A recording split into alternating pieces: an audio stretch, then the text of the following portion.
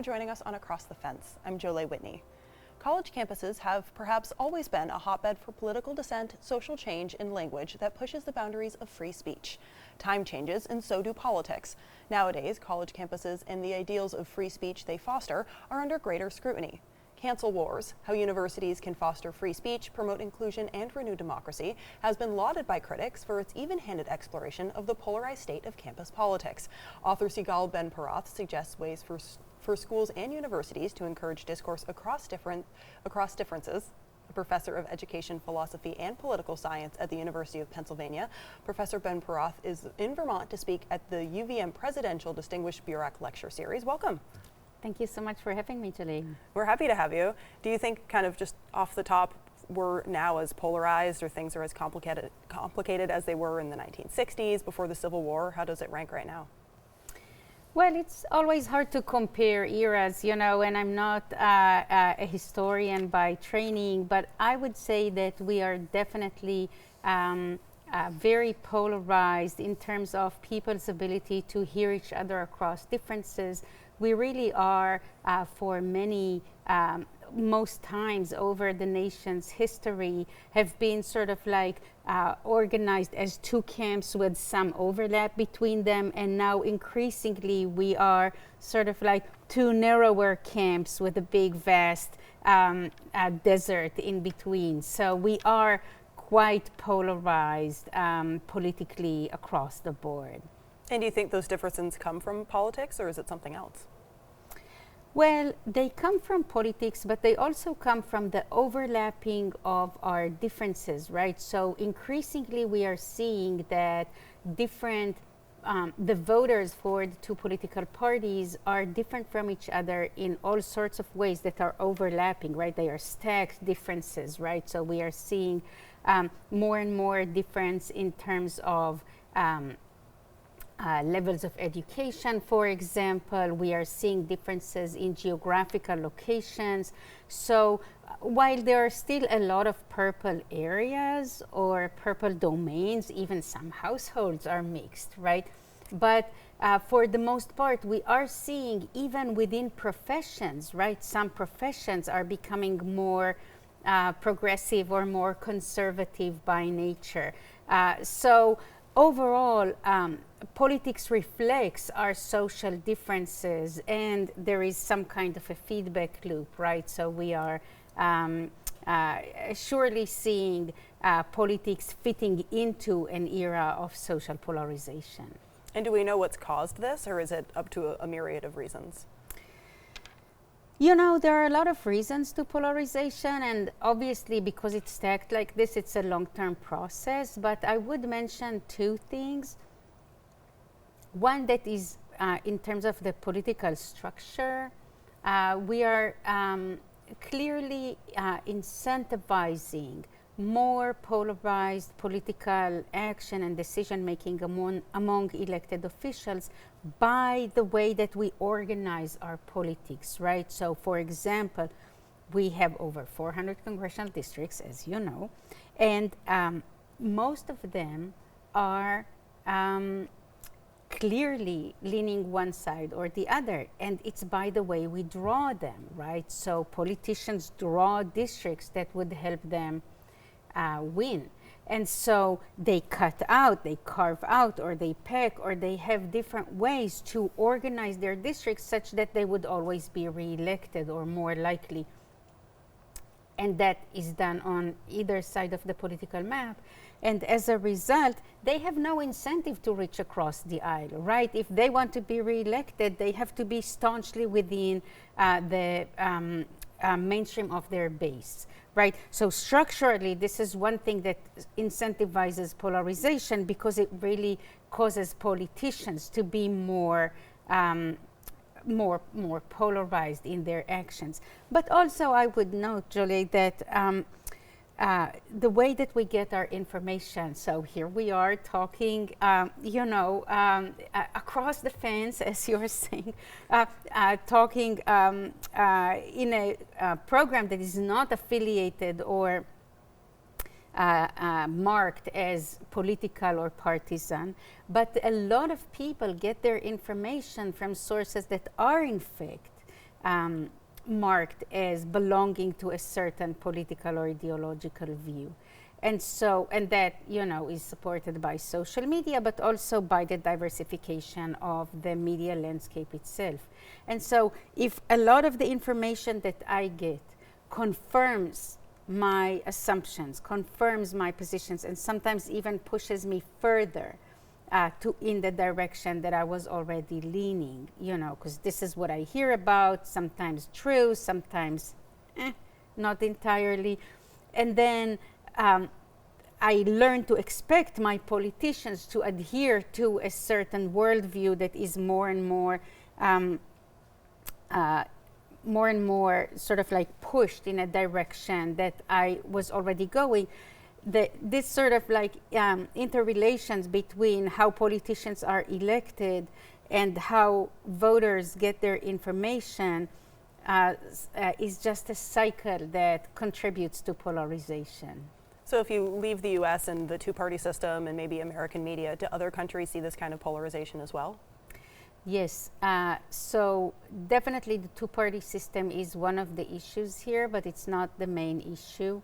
And sometimes when you have two camps or two main camps, even if there are multiple parties within each of them, you are seeing similar processes happening.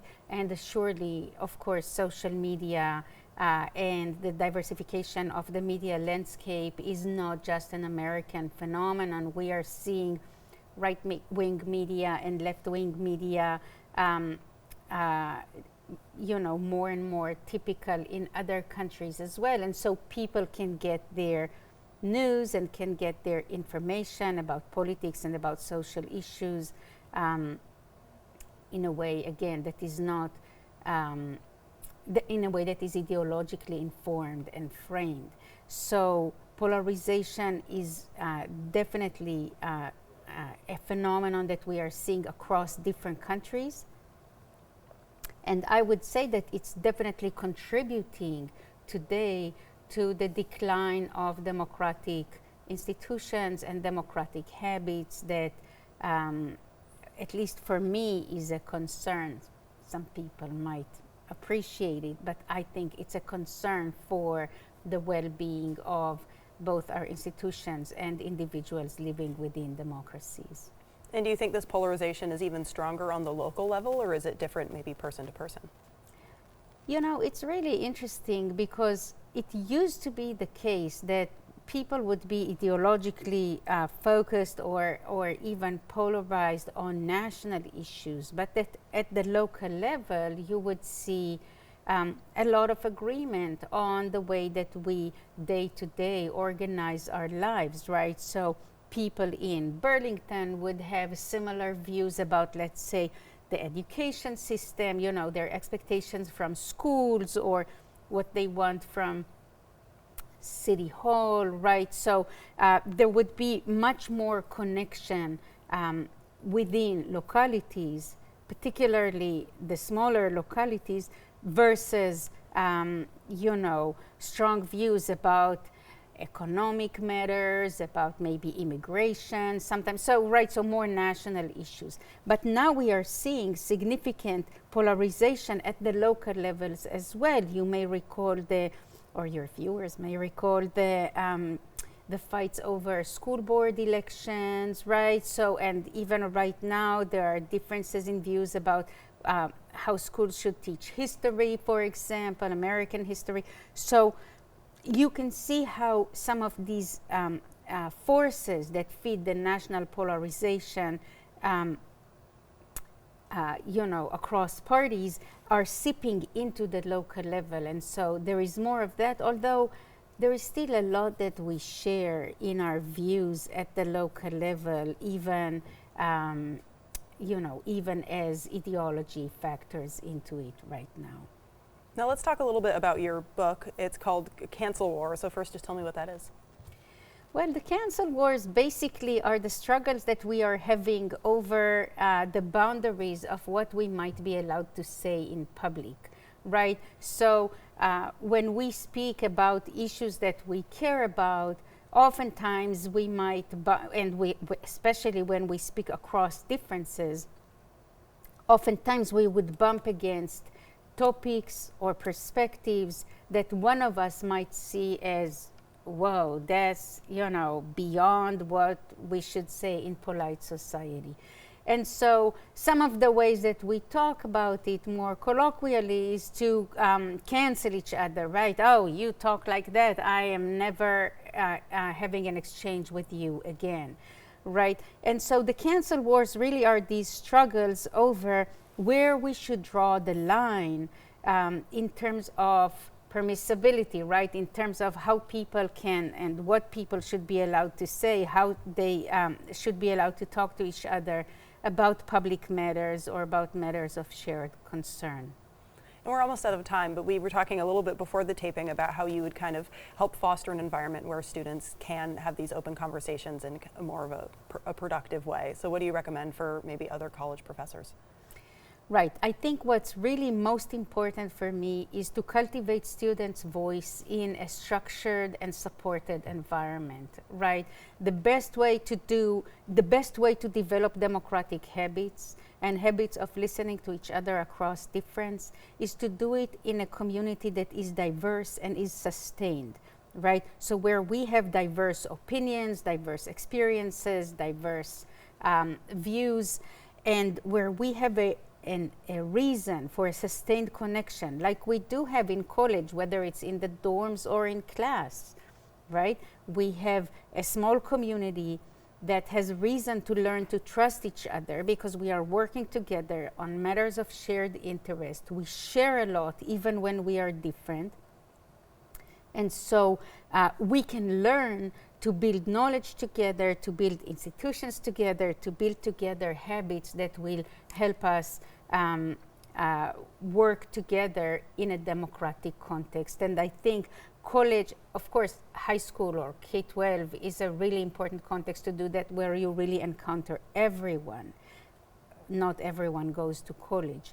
But college is another opportunity to really learn to speak, to have a dialogue with each other across our many differences. And so cultivating students' voices and supporting them is really key to this effort. All right, thank you so much for joining us today.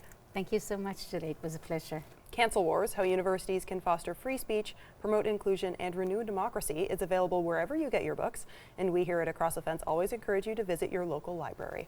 That takes care of our program for today. I want to thank the crew behind the scenes here who make our show possible. I'm Jolie Whitney. This is Across the Fence. Have a good one.